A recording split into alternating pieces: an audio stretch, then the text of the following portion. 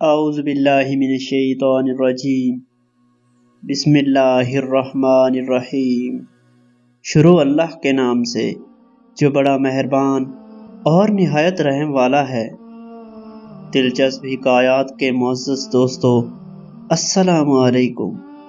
امید ہے کہ آپ سبھی خیریت سے ہوں گے اور اللہ پاک آپ سبھی کو اپنی حفظ و امان میں رکھے، آمین۔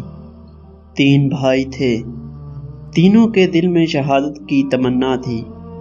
خوشنودی حق کے لیے خون کا آخری قطرہ دے کر بھی اگر آپ صلی اللہ علیہ وآلہ وسلم راضی ہو جائیں تو سودا مہنگا نہیں۔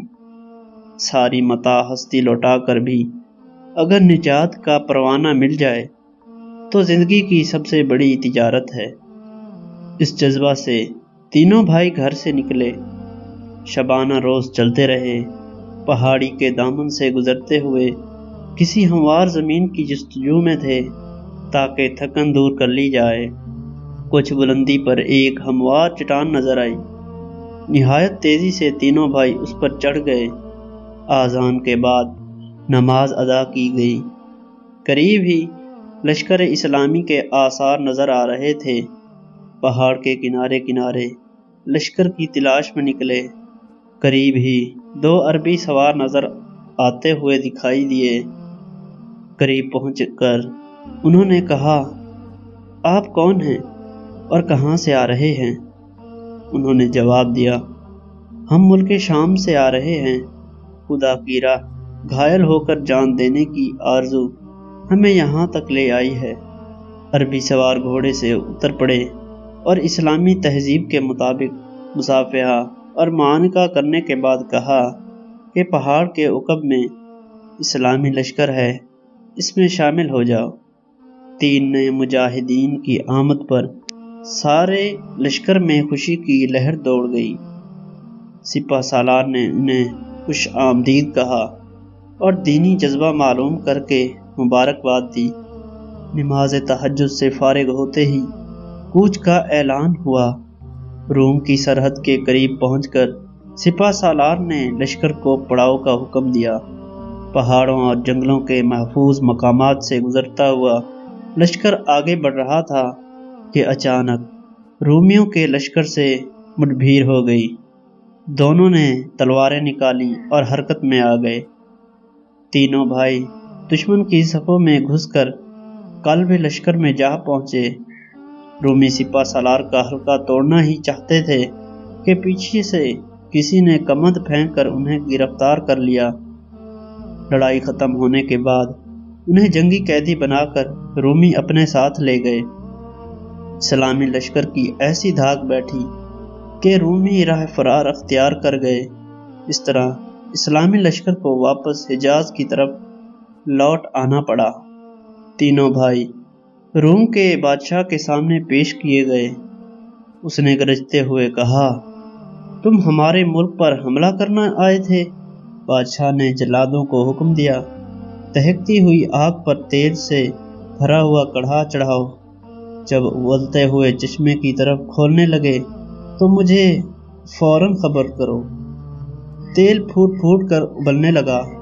جلادوں نے پہلے بڑے بھائی کی گردن میں پھندا ڈالا۔ دین کا ایک مجاہد اوپر اٹھ رہا تھا۔ کڑھا کے بالمقابل پہنچ کر جلاد نے رسی ڈھیلی کر دی۔ اچانک فضا میں کلمہ شہادت کی آواز گونجی اور وہ واصل بحق ہو گیا۔ دوسرے بھائی کے ساتھ بھی اسی طرح کیا گیا۔ تیسرے بھائی کو جب کڑھا میں پھینکنے لگے تو وزیر مملکت چینخ اٹھا، حضرت یہ کمسن نوجوان تنہا رہ گیا ہے، اسے مذہب اسلام سے منحرف کیا جا سکتا ہے، اسے میرے حوالے کر دیں۔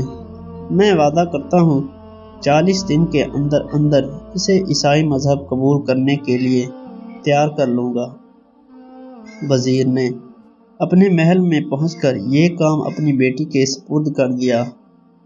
آدھی رات کے وقت شہزادی اس کے کمرہ میں داخل ہوئی تو دیکھا نوجوان پیشانی زمین پر رکھ کر بارگاہ الہی میں دریائے زاری کر رہا ہے۔ حتیٰ کہ صبح ہو گئی۔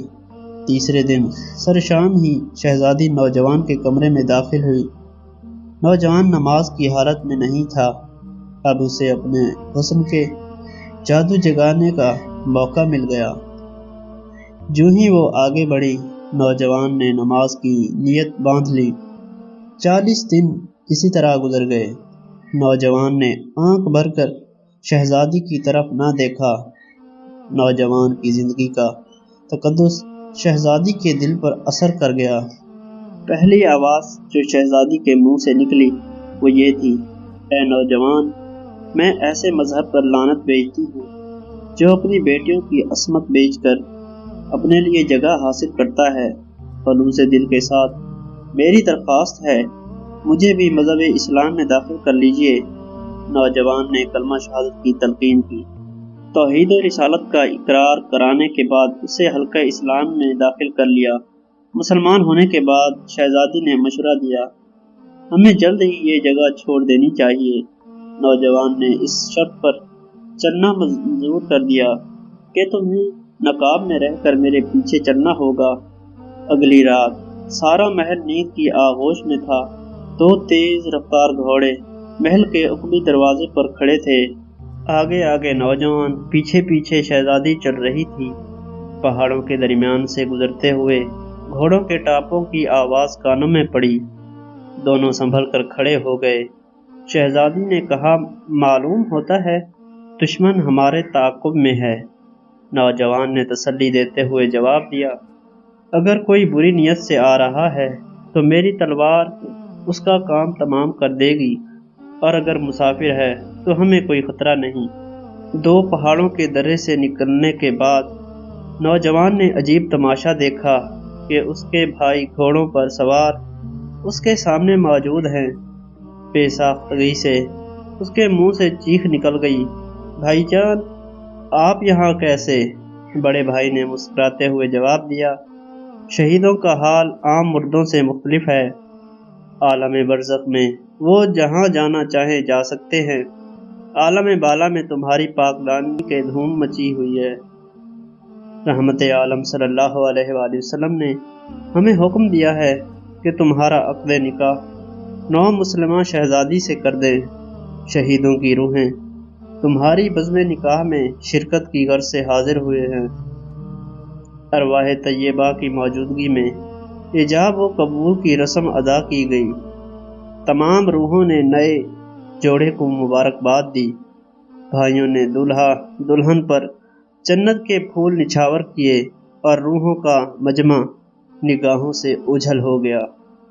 تو دوستو، یہ تھی آج کی ہماری حکایت۔ امید ہے کہ آپ کو یہ حکایت پسند آئی ہوگی۔ مزید ایسی ویڈیوز دیکھنے کے لیے ہمارے چینل کو سبسکرائب کر کے بیل کے آئیکن کو بھی پریس کر دیجئے تاکہ آنے والی ہر نئی ویڈیو کا نوٹیفیکیشن آپ کو ملے سب سے پہلے۔ اگر زندگی نے ہم سے وفا کی تو آپ سے اگلی ویڈیو میں ملاقات ہوگی۔ تب تک کے لیے مجھے دیجیے اجازت۔ اللہ نگہباں۔